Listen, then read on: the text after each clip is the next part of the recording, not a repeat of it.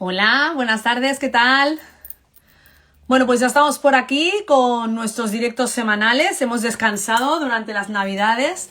Esperamos que hayáis descansado también, que la pandemia no os esté azotando muy fuerte, ¿vale?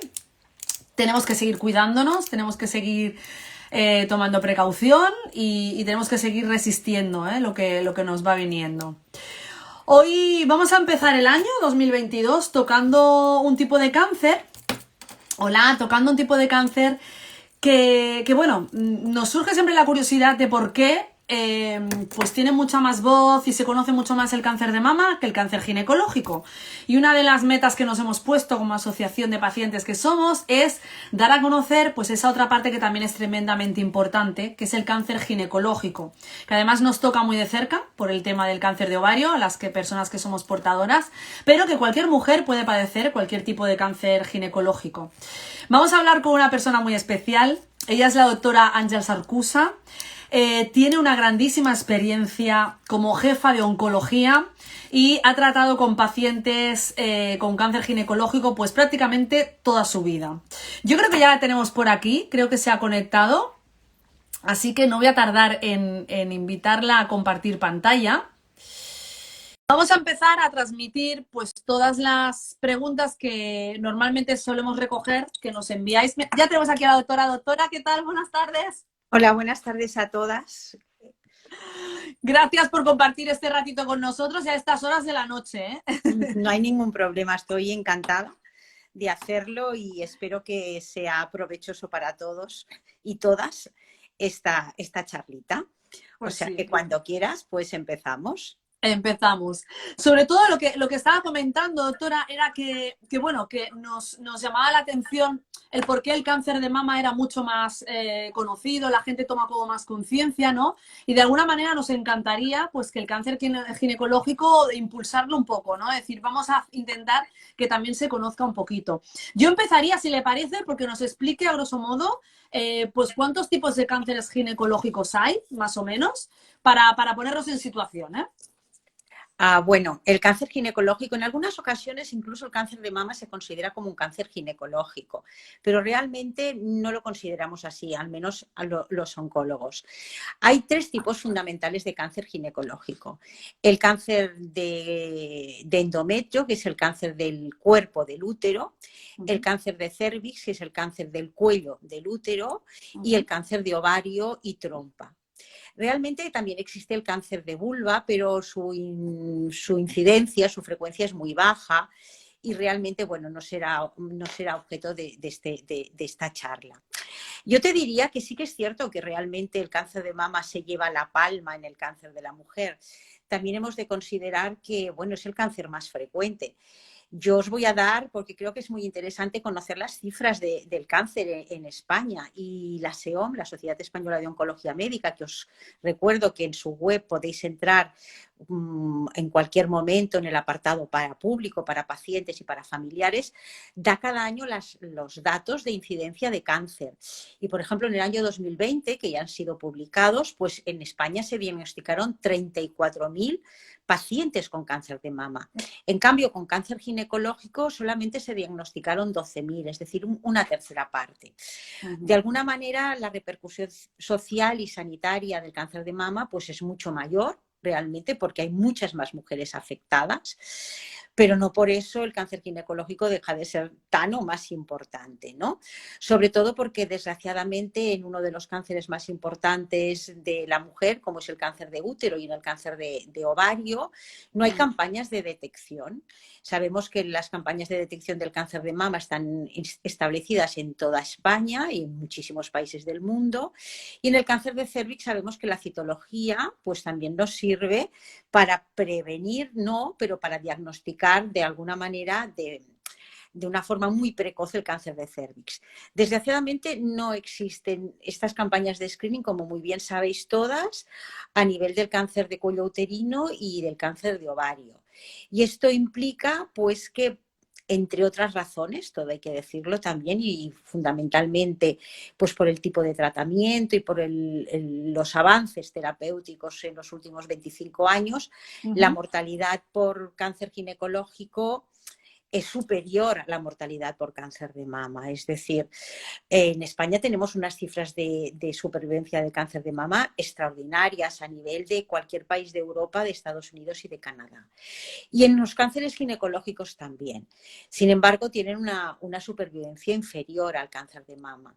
El cáncer de mama, el 86% de las mujeres diagnosticadas de cáncer de mama están vivas a los 5 años, mientras que en el cáncer de endometrio es el 65%, en el cáncer de cérvix el 70 y pico por ciento, pero en el cáncer de ovario, desgraciadamente, no estamos llegando aún ni siquiera al 50%. Nos movemos en unas cifras entre el 40 y 42%, que han mejorado algo en los últimos años, pero que todavía están bastante lejos, peor que es prácticamente la mitad de la supervivencia del cáncer de mama. Por ponernos un poco en situación, doctora, por los datos que está dando, ¿no? Un poco, y para no alarmar tampoco, no alarmar, sino no generar desesperanza, lo que sí me gustaría es transmitir que gran parte de que hayan esas cifras en concreto también es porque es bastante difícil la detección precoz, ¿no? Por decirlo de alguna forma.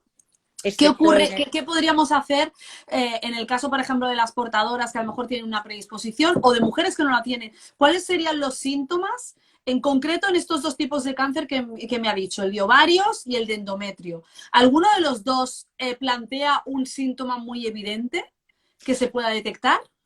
Por ejemplo, en el cáncer de endometrio, ¿de acuerdo? El cáncer de endometrio es un cáncer de mujeres posmenopáusicas fundamentalmente. La máxima incidencia se da a partir de los 60 años.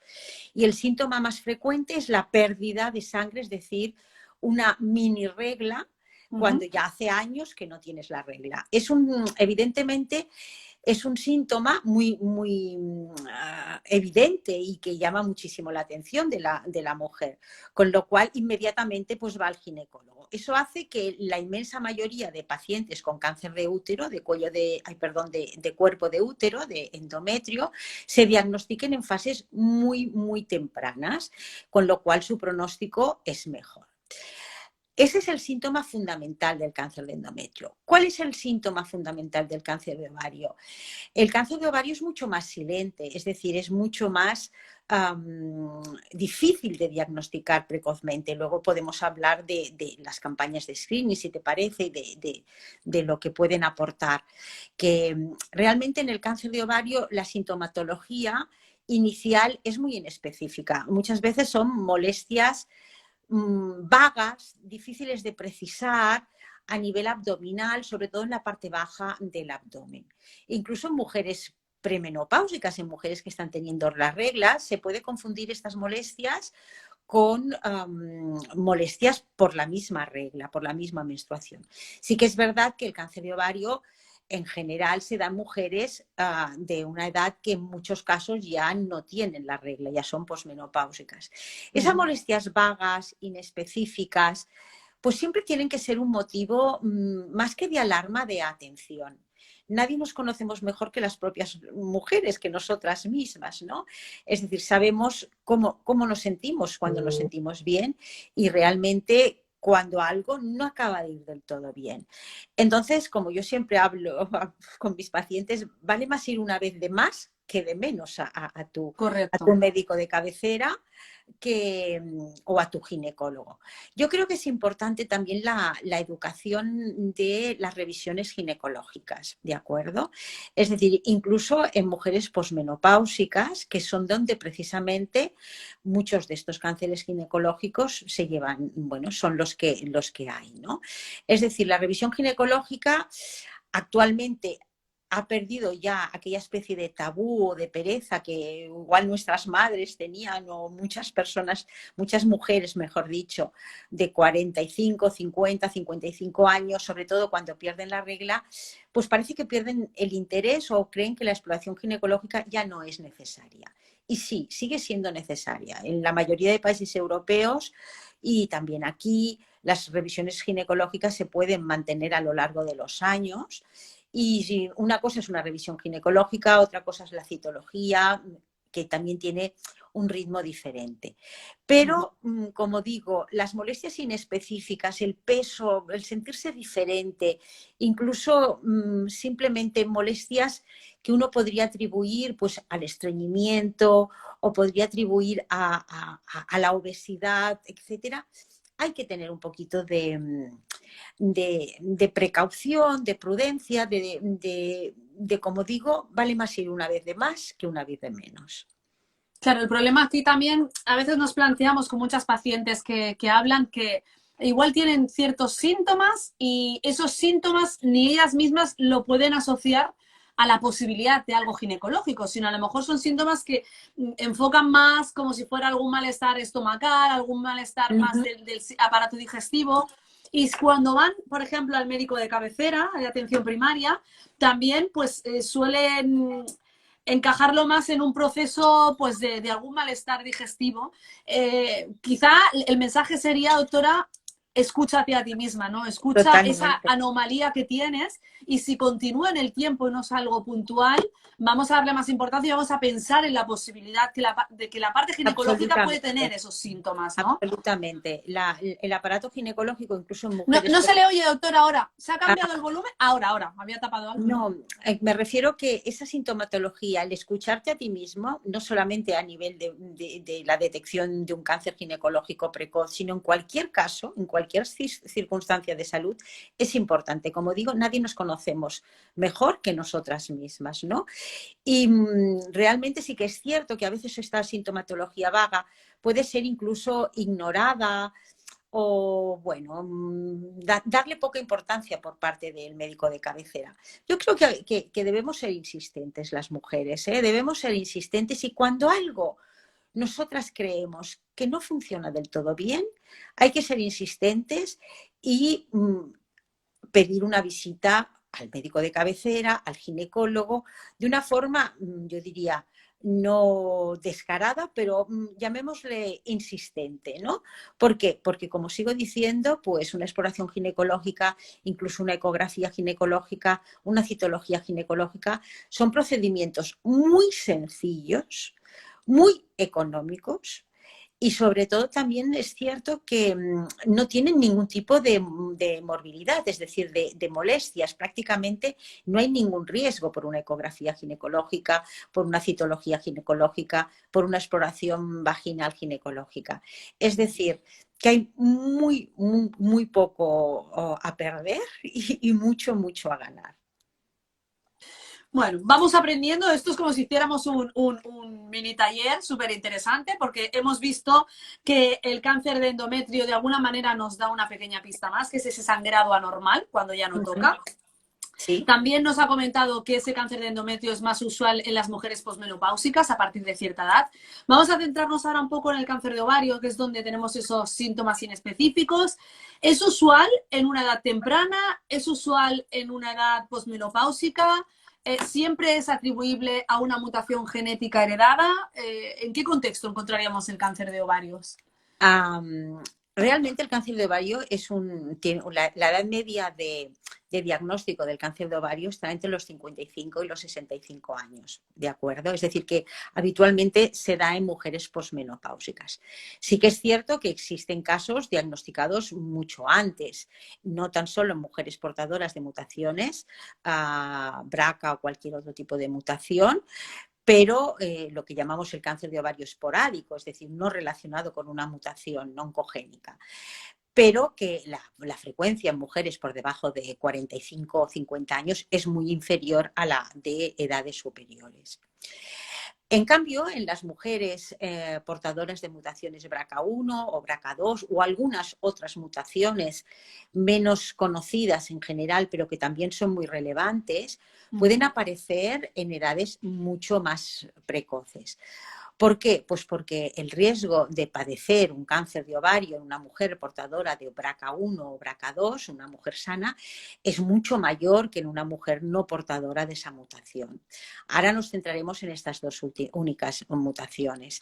Es decir, Si hablamos de la posibilidad de tener un cáncer de ovario, en la población general está alrededor del 1% de mujeres. En cambio, en las portadoras de mutación BRCA1, por ejemplo, es muy superior, está alrededor del 40%. Y en las mujeres portadoras de BRCA2 se acerca al 20%. Es decir, las mujeres portadoras sanas de mutaciones BRCA1 o BRCA2 realmente tienen un riesgo mucho mayor que la población general de mujeres no portadoras. Por eso, claramente, las estrategias de vigilancia y tratamiento de mujeres con mutaciones BRCA1 o BRCA2 u otras que realmente tienen ese riesgo mucho mayor, ¿no? Por eso hablamos, bueno, de exploraciones mucho más precoces, intervenciones profilácticas y realmente eso sabemos que mejora extraordinariamente el pronóstico de las portadoras, porque evidentemente disminuye de una manera muy, muy importante ese porcentaje tan alto de poder desarrollar un cáncer de ovario, de trompa, realmente trompa ovario, que es lo que realmente deberíamos llamar, Aquí, ¿no? doctora, le quería hacer un inciso precisamente porque, claro, nosotros en muchas chicas que son portadoras se plantean ¿en qué momento deben tomar esa decisión, ¿no? De extirpar ovarios? Es decir, ya con lo que vamos viendo a través de profesionales como usted, que nos va explicando los riesgos, que vamos viendo que es difícil de detectar, aunque tenemos que estar encima, llega un momento de que a veces hay pues muchas mujeres jovencitas que se les ha dado la noticia de que son portadoras de una mutación y entran a lo mejor en un momento de angustia emocional muy fuerte en el que quieren quitarse los ovarios ya.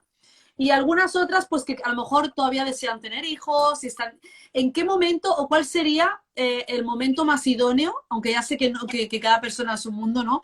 Para decir, bueno, sin prisa pero sin pausa, para no volvernos locos diciendo me voy directamente a quitármelo todo ya y provocarme una menopausia quirúrgica con sus consecuencias y renuncio a tener hijos. O decir, no, puedes esperar a cierta edad porque aunque tengas ese riesgo alto, pues se puede ir controlando de cerca. Porque de alguna manera los datos de que los síntomas son muy silentes y cuando se detecta está avanzado genera mucho miedo.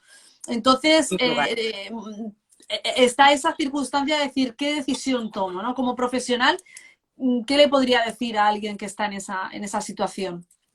A ver, realmente yo creo que en el momento en que una mujer se conoce portadora de una mutación oncogénica, de una mutación patógena, eh, ese diagnóstico se ha llevado a cabo gracias a un equipo de profesionales, ¿no? En el mejor de los casos, y espero que sea siempre así, en una unidad de consejo genético. Entonces, para mí, lo más importante es que realmente cada mujer se valore por separado.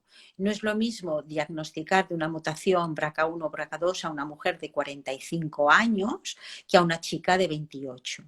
Esa decisión de cuándo adoptar de alguna forma una decisión tan drástica y además irreversible de una intervención que realmente bueno, puede llevar, como tú dices, a una menopausia muy precoz y además a la imposibilidad de tener hijos propios, debe ser tomada en conciencia y yo creo que muy consensuada con aquel profesional que te está acompañando en todo este proceso.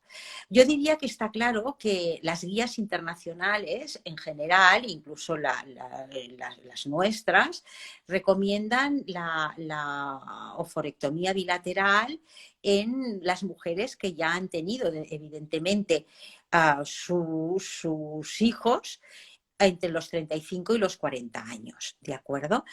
Es una decisión que evidentemente también lleva a una menopausia precoz si se hace una ovariectomía bilateral, pero que, bueno, en parte ya ha cumplido, bueno, esos ovarios ya han cumplido esa misión de maternidad, es decir, de poder generar el óvulo que posteriormente se va a convertir en ese embrión. En mujeres que todavía no han cumplido esos deseos de maternidad, es una decisión, como digo, consensuada con el profesional, pero debe ser una decisión muy personal. valorar hasta qué punto ese riesgo compensa esa morbilidad que es no solamente médica, sino también emocional, que es el hecho de, bueno, no tener una maternidad propia. La mayoría de guías en las mujeres diagnosticadas, bueno, las mujeres portadoras sanas recomiendan que no se tomen esas decisiones, sino después de un periodo de reflexión y que se lleven a cabo de alguna forma maniobras de diagnóstico muy precoz.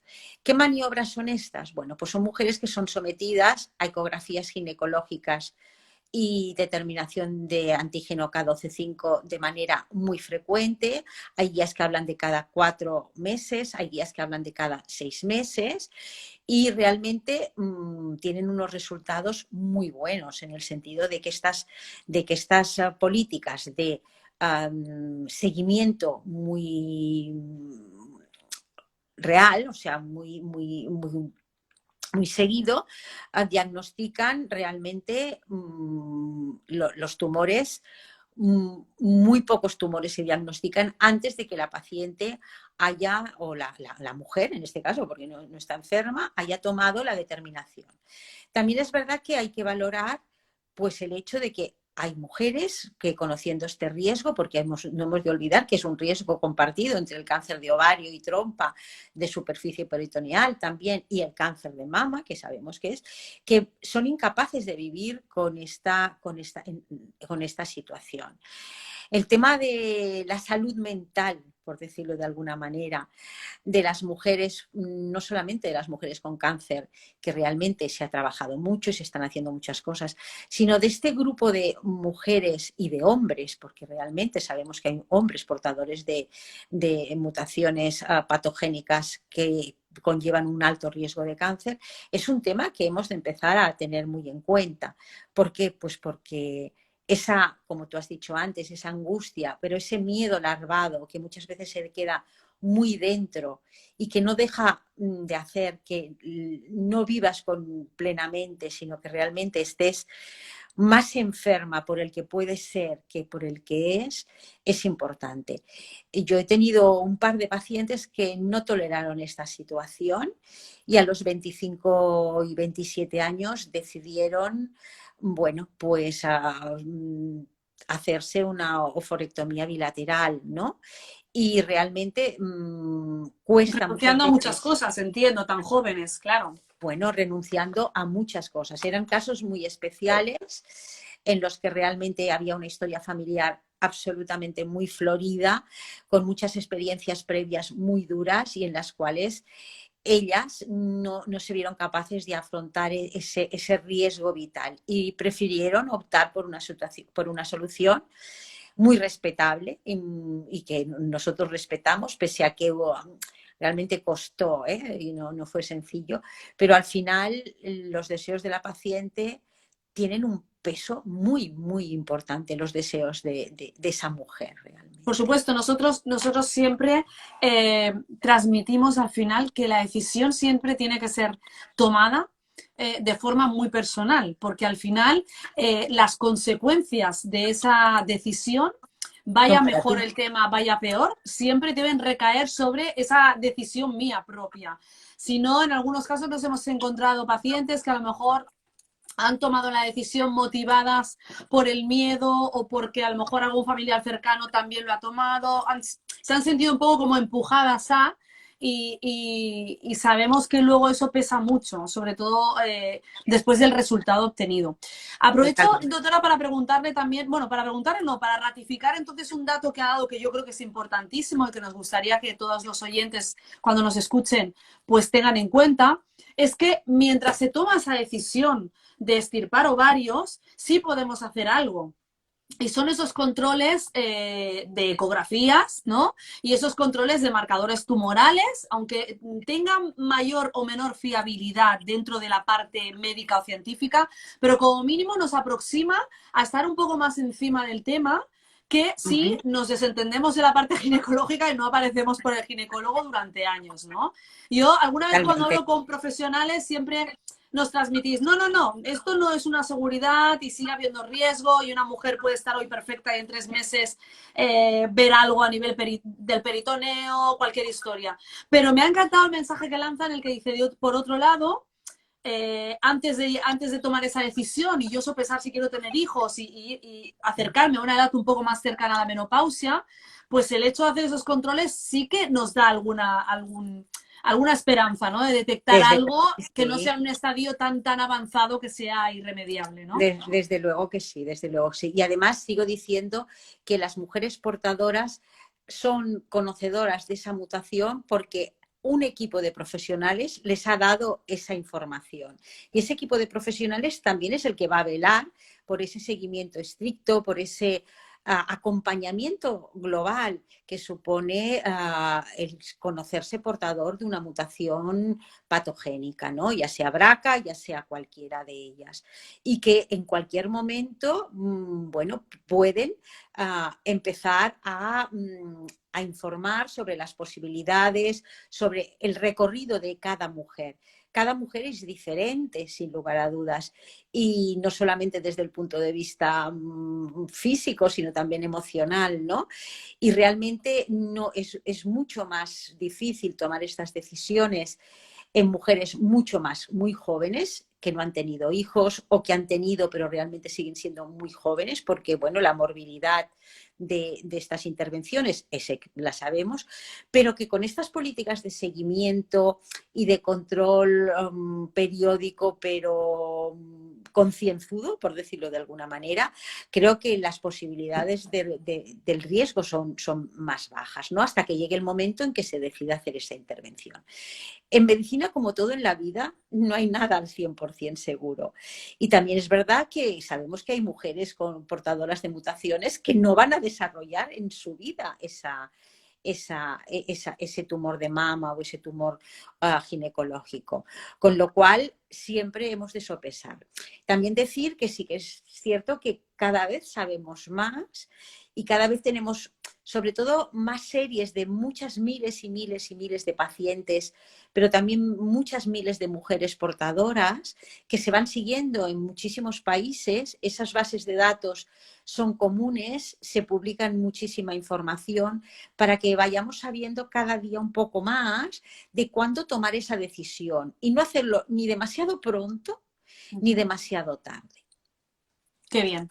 Al menos tenemos esas guías ante el desconcierto o el decir qué hacemos o cómo lo hacemos. Una pregunta que nos comentaban, que la he anotado aquí porque me la han pasado a última hora. Nos preguntan si hay algún tipo de relación, una chica que ha padecido cáncer de mama, el padecer o no haber padecido cáncer de mama influye en que tenga más riesgo de padecer cáncer de ovarios, si soy portadora de una mutación, o es totalmente independiente. A ver, o sea, el factor de riesgo es la mutación más que el tener el cáncer de mama. Es decir, esa mutación se ha manifestado en un momento determinado con el desarrollo de un cáncer de mama, pero es cierto que se puede desarrollar también un cáncer ginecológico. Y no es que vayan unidos por tener dos cánceres diferentes, sino porque la mutación, de la cual es una mutación germinal, es una mutación que afecta a todas las células del organismo de esa mujer, bueno, puede desarrollar determinados tipos de tumores.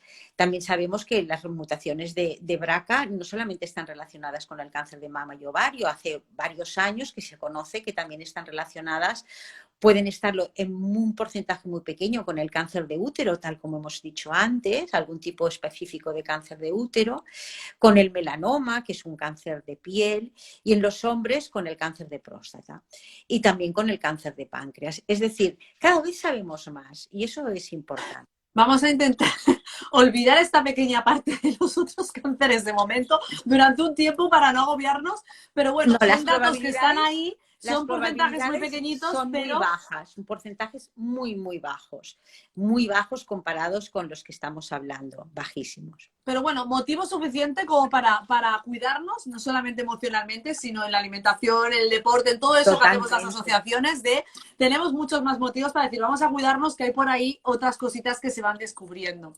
Doctora, le preguntan también, en el caso de las chicas que hacen selección embrionaria, o que se quedan embarazadas espontáneamente y son portadoras de BRCA, ¿les aumenta el riesgo de padecer cáncer por el tema de hormonarse o por pasar por un proceso, o es totalmente también No está, indiferente? no está demostrado que el embarazo espontáneo, de alguna forma, la estimulación hormonal para un embarazo, haga que las mujeres no portadoras y las mujeres portadoras tengan más desarrollo de cáncer de mama. Sin embargo, también hay que decir que son series que aún no son muy grandes, ¿no?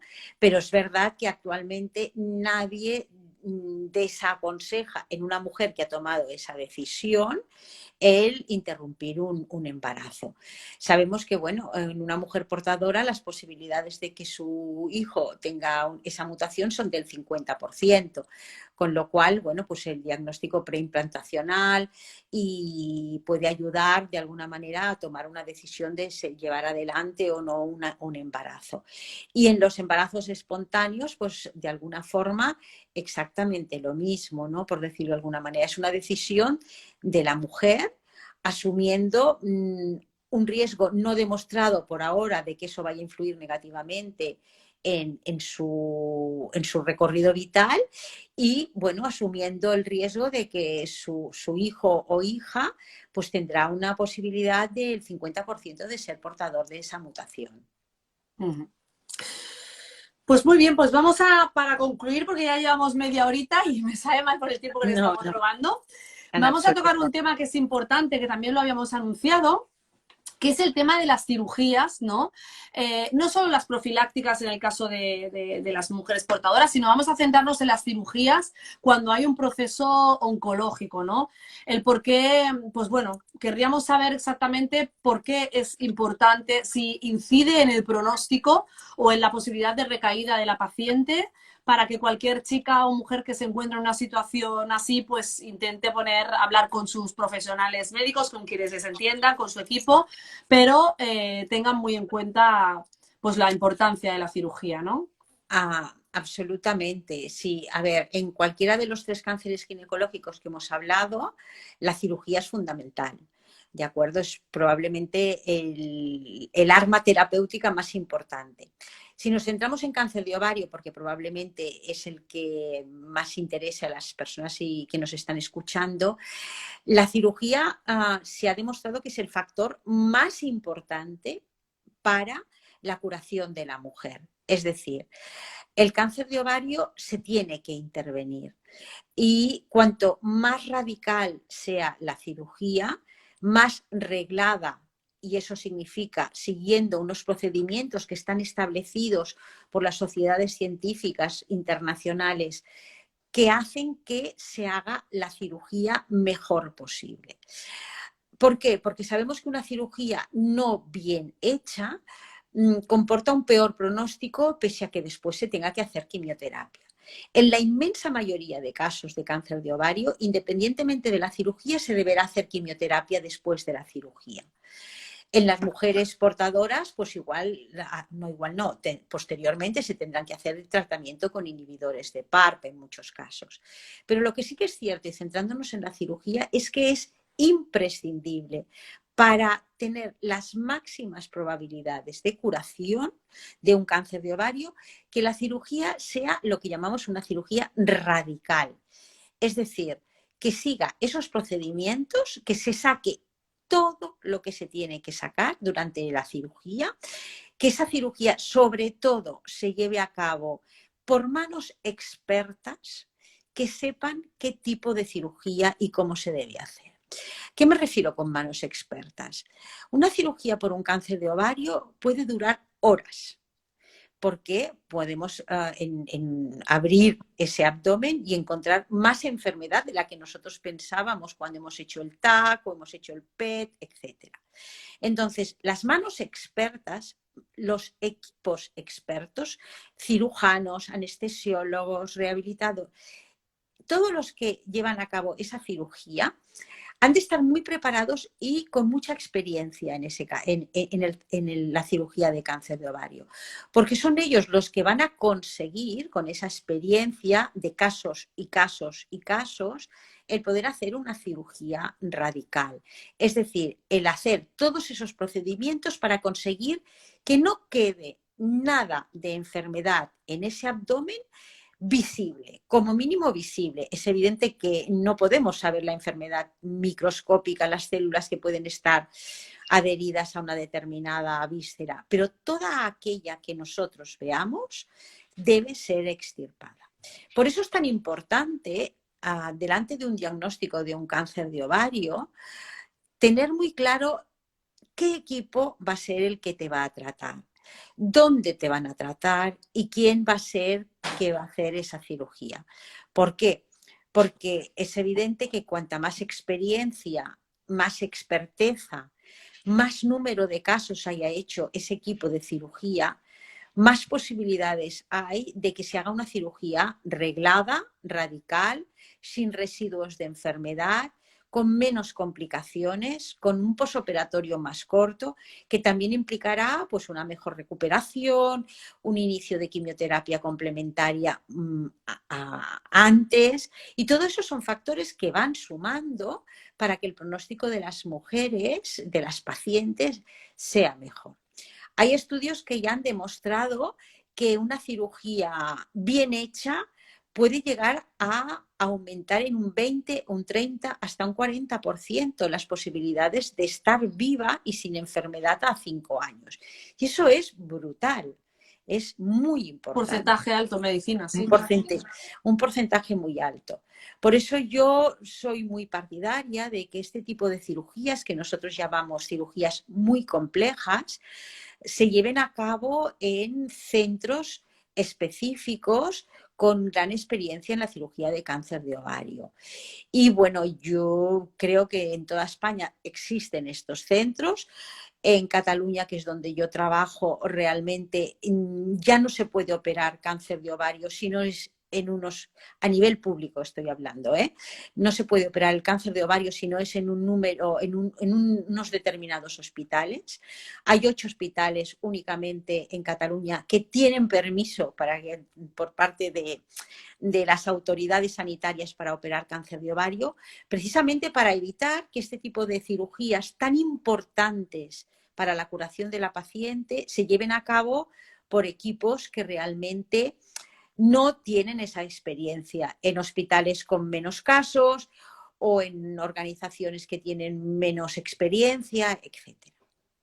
Nos quedamos con ese mensaje que creo que es tremendo y sobre todo pues está dando el motivo de por qué y es pues el hecho de tener menos casos, es decir, aquí es la experiencia y las manos expertas que están acostumbrados a hacer ese tipo de cirugía y teniendo en cuenta el porcentaje que nos ha dado de curación, ¿no? y de buen pronóstico, creo que cualquier persona que se encuentra ahora en esa situación debe ante todo hablar con su equipo o informarse de qué hospitales son los que ofrecen esa cirugía. Teníamos una pregunta por aquí, mientras a la doctora le dicen: doctora, he sido operada de una fitorreducción por cáncer de ovario estado 3, con tratamiento adicional de 6 ciclos de quimio. Doctora, ¿el porcentaje de recaída es alto? A ver, por la información que me da esta paciente, en principio, por lo que yo entiendo, debe ser una paciente no portadora de una mutación, ¿no? Porque en realidad en la mayoría de pacientes con mutación actualmente se están incluyendo en estudios que ya incluyen inhibidores de PARP. Pero las posibilidades, si esa cirugía que me ha comentado, citorreductora, ha sido radical, es decir, lo que hablábamos en manos expertas, sin residuo tumoral, después de 6 ciclos de quimioterapia, pues las probabilidades son muy altas de curación, porque precisamente ese es el tratamiento adecuado. La cirugía radical que se ha podido hacer en un primer tiempo y la quimioterapia complementaria, ¿no?